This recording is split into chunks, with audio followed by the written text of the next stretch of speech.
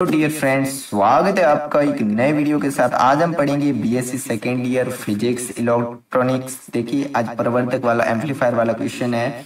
तो प्रवर्धक में पुनर्निवेश क्या होता है, सिद्ध करो, प्रूव करना है कि पुनर्निवेशी प्रवर्धक के लिए जो amplifier A is equal to जो लाभ होता है वो A upon one plus minus A beta होता है। ठीक है, तो इसी के साथ यदि आप इस YouTube प्लेटफॉर्म पर पहली बार आए तो चैनल को सब्सक्राइब जरूर कर लेना, क्योंकि यहाँ पर आपको सभी बीएससी फर्स्ट और final year maths and physics के वीडियो मिल जाएंगे तथा एमएस से रिलेटेड फिजिक्स के वीडियो मिल जाएंगे। तो चैनल को सब्सक्राइब जरूर कर लेना। देखिए, हमारा जो क्वेश्चन दिया है उसके लिए हम पहले चित्र बना लेते हैं। तो देखिए, जहाँ पर हमने ये बनाया, सर्किट बनाया, ओके। तो प्रवर्धक के लिए पहले यहाँ पर ए बीटा लिखा, फिर देखिए यहाँ से हमने ए आई धारा पुनर्निवेशित की यानी भेजी। ठीक है, और जो हमें निर्गत धारा या लाभ हो रहा है वो ई नॉट हो रहा है। तो देखिए, यहाँ पर पहले इसकी परिभाषा लिखेंगे, डेफिनेशन लिखेंगे। प्रवर्धक में पुनर्निवेश क्या होता है?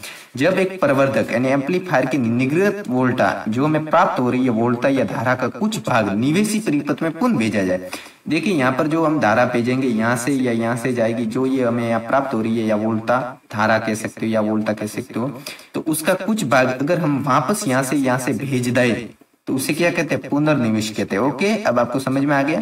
और यदि भेजी गई वोल्टा या धारा आरोपित वोल्टा की कला में हो, और यदि जो भेज रहे हैं वोल्टा आरोपित वोल्टा की कला में, यानी जिस वोल्टा भेजी थी उसी कला में अगर वापस हम भेज रहे हैं, तब तो ये क्या हो जाएगी? धनात्मक यानी पॉजिटिव हो जाएगी। ठीक है, और यदि भेजी गई आरोपित वोल्टा की विपरीत कला में हो, यानी जो पुनर्निवेश किया था उसकी भेजी गई निर्गत वोल्टा है वो विपरीत कला में हो, तो उसको क्या कहते हैं? ऋणात्मक पुनर्निवेश कहते हैं। ये तो होगी डेफिनेशन, जो आपको 2 नंबर के पूछ सकते हैं या फिर 1 नंबर का, जो भी आपके क्राइटेरिया रहता है। ओके, तो यहाँ पर देखिए, जो इसको हम डेरिवेशन सॉल्व करेंगे तो देखिए, माना बिना पुनर्निवेश के प्रवर्धक की लब्धि जो ए है, ठीक है, यहाँ जो बिना पुनर्निवेश पहले हमने कोई लाभ प्राप्त नहीं किया तब उसकी प्रवर्धक की लब्धि ए है।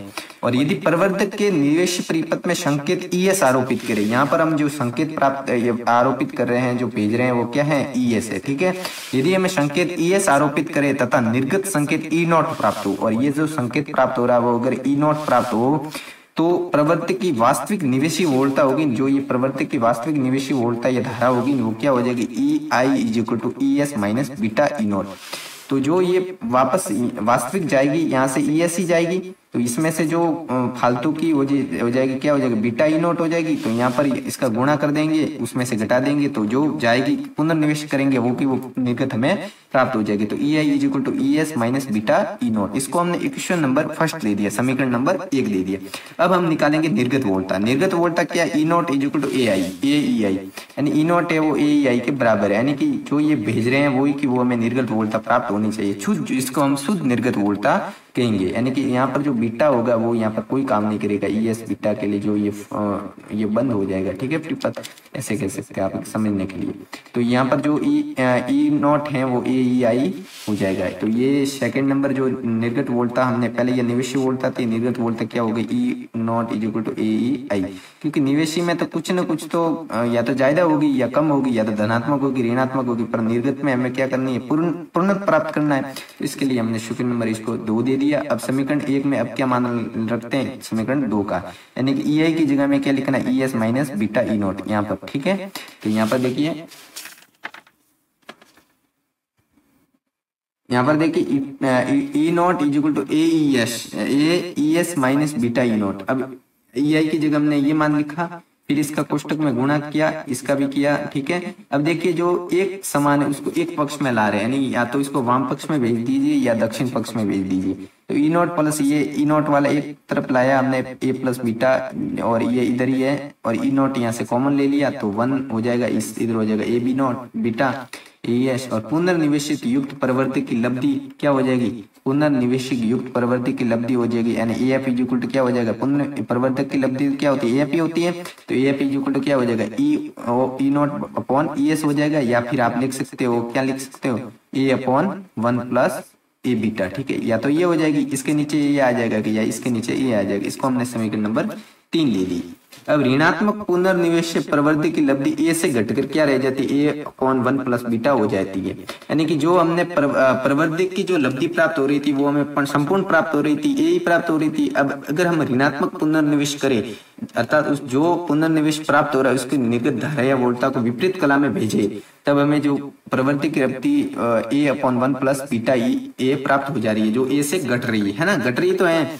तो यदि पुनर्निवेश धनात्मक हो, अब तो पहले तो हमने क्या किया था, ऋणात्मक पुनर्निवेश लिया था, अब हम क्या पुनर्निवेश लेंगे, धनात्मक लेंगे, तब इस पर क्या प्रभाव पड़ेगा वो हम देखते हैं। तो यदि पुनर्निवेश धनात्मक हो तब क्या हो जाएगा, ई आई इज इक्वल टू हो जाएगा ई S plus beta E not. Okay, तो इसको हमने समीकरण नंबर 4 दे दिया। कैसे, देखिए यहाँ पर समझाता हूँ।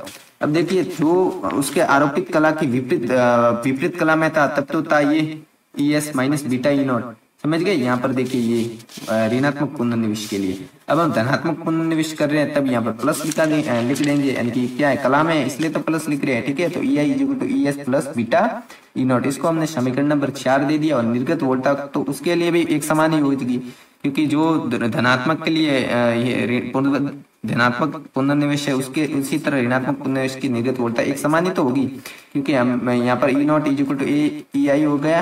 अब हम क्या करेंगे, ई आई की जगह जो समीकरण 4 का मान है वो यहाँ पर लिख लेंगे। तो ई नॉट इज इक्वल टू ए, ये मान हमने लिखा, ई आई की जगह ई S plus beta E naught. अब यहाँ पर गुणा कर देंगे ई एस प्लस ए बीटा ई नॉट। अब क्या करेंगे, जो समान है उनको वाम पक्ष या दक्षिण पक्ष में भेज दो। तो ई नॉट ये प्लस का इधर जाके माइनस हो गया, यहाँ पर ई नॉट हमने कॉमन ले लिया, A one minus A beta A S. अभी हम क्या करेंगे, ए एफ निकाल, क्यों लिखा ए एफ, क्योंकि हमें एम्पलीफायर यानी धारा लाभ निकालना, जो भी ये लाभ निकालना, प्रवर्धक सॉरी लब्धि निकालनी है।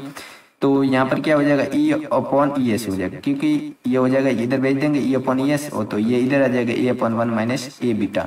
तो ये देखिए यहाँ पर समीकरण नंबर 6 दे दी। अब हम देखिए समीकरण नंबर जो 3 में था यहाँ पर प्लस था और यहाँ समीकरण इसमें है माइनस है, ठीक है। तो इन दोनों समीकरणों को ले लेते हैं, समीकरण 3 व 6 दोनों को ले लेते हैं। तो यहाँ पर क्या हो जाएगा, A F is equal to A upon 1 plus minus A beta, ठीक है, क्योंकि यहाँ पर माइनस वाला है और यहाँ पर क्या था, प्लस वाला था, प्लस माइनस दोनों आ गए, तब ए upon 1 plus minus A beta. जो हमें प्रूव करना था वो hence proved it is done हो गया। लेकिन यही तो प्रूव करना था, ए upon 1 plus minus A beta. इस प्रकार ये हमने डेरिवेशन सॉल्व कर दिया पुनर्निवेश से परिवर्तक के लिए, जो A upon A 1 plus minus beta with यहाँ पर चित्र के साथ।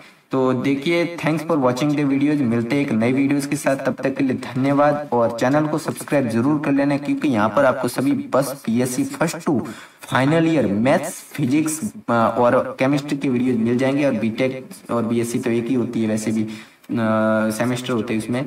तो देखिए यहाँ पर सभी आपको बीएससी रिलेटेड वीडियोस मिल जाएंगे। तो चैनल को सब्सक्राइब जरूर कर लेना, क्योंकि ये काम फ्री का होता है और आपको सबसे पहले नोटिफिकेशन मिलेगी जब भी मैं कोई नया वीडियो अपलोड करूंगा।